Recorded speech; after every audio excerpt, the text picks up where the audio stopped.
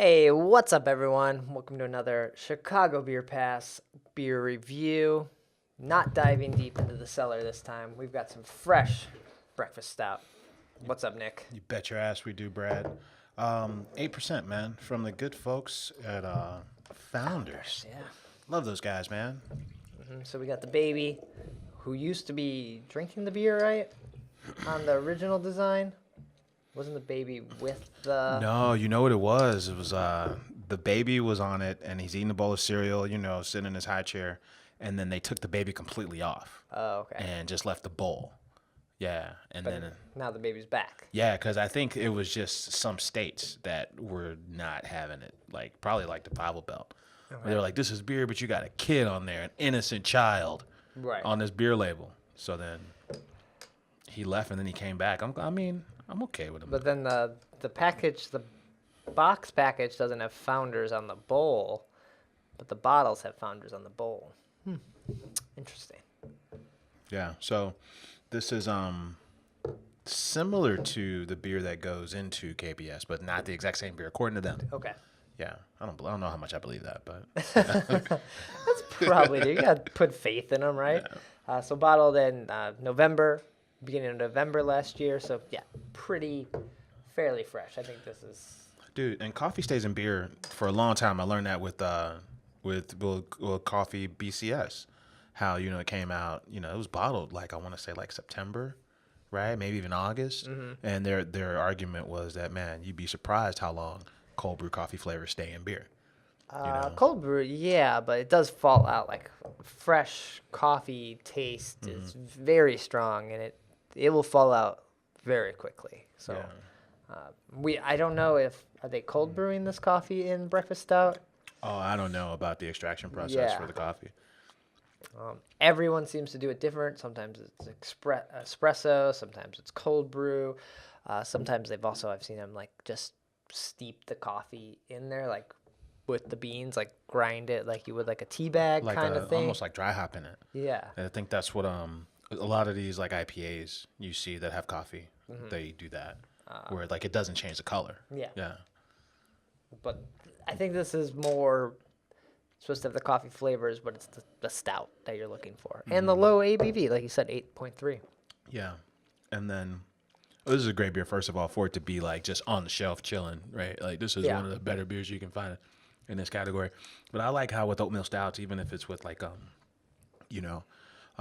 one that comes to mind is Black Power from Rev, or what now is called Death's Tar. Yeah. It's the base for that is an oatmeal stout, and how oatmeal stouts kind of remind you of coffee stouts anyway, on their own without any addition to it. So amping it up with actual coffee, is nice. But this beer is thick, it's sweet, but it also has a lot of hop bitterness to it. It has a bite that you may not find from a lot of other stouts.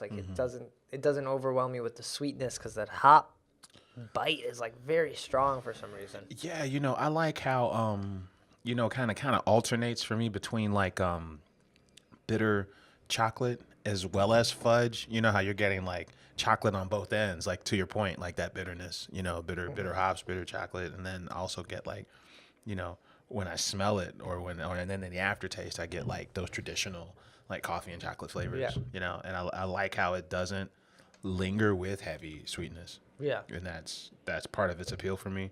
And you can it's one of these beers where you can actually, like we were saying with the peanut butter stout or porter, the back 40. you can actually pair it with actual dessert. They're giving you room to do that instead of making it dessert in a glass. And a lot of people do that, That's true. You see a lot of stouts paired with desserts because it's easy. So you do that. But when you have a Bourbon County stout that's 13%, you're just I'm full, and that was enough sugar for me. You almost feel, you drink too much of one Bourbon County stout, you almost feel gross. I think with this, a smaller bottle to be fair, but with this, you're excited for whatever beer you're going to drink next. Yeah. Yeah. I'm always a fan of what Founders is doing. They're up in Michigan in Grand Rapids. Yeah. We had the KBS on. We did an episode. I think that was with Steve Wyatt, talked about that and him traveling up there to go get it. CBS. Oh, CBS. Yeah, okay. yeah.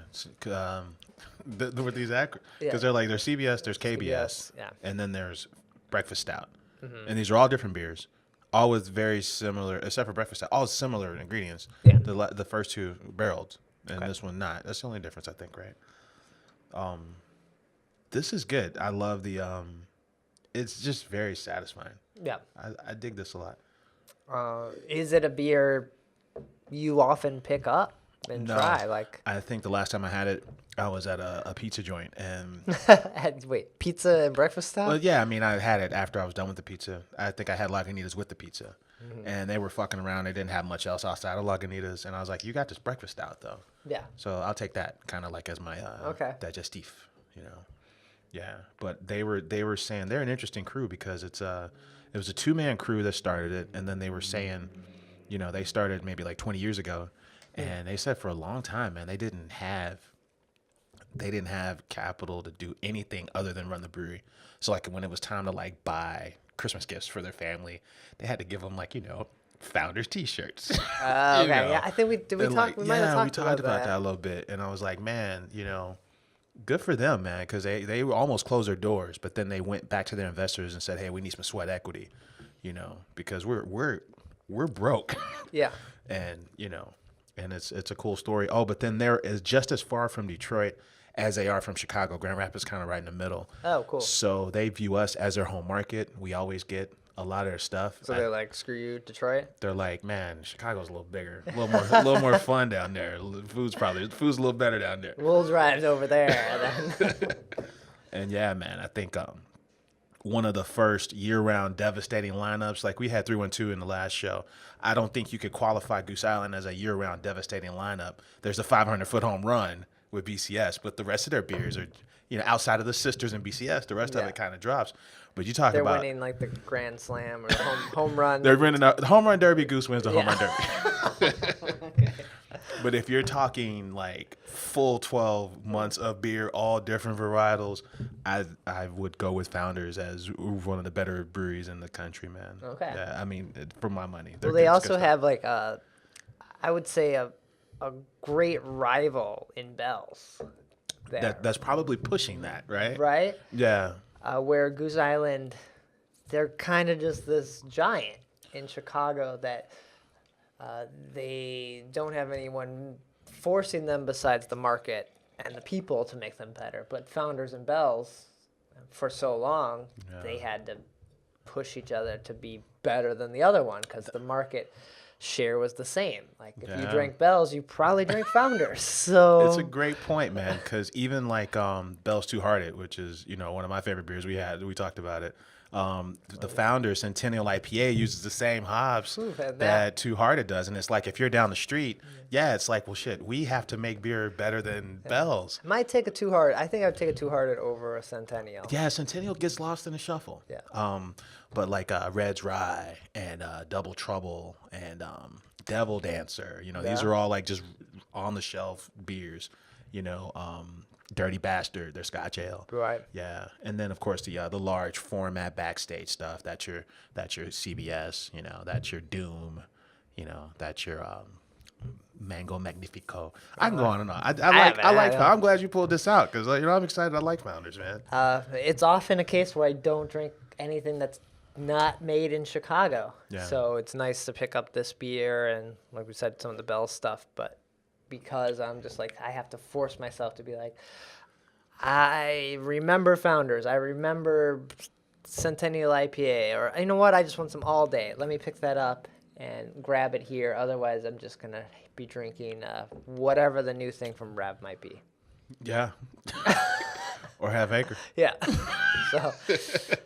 But yeah, man, like great body, you know, nice, fun oatmeal chocolate right in the middle, and then good bittering chocolate on the end. It's nice, man. It's a nice beer.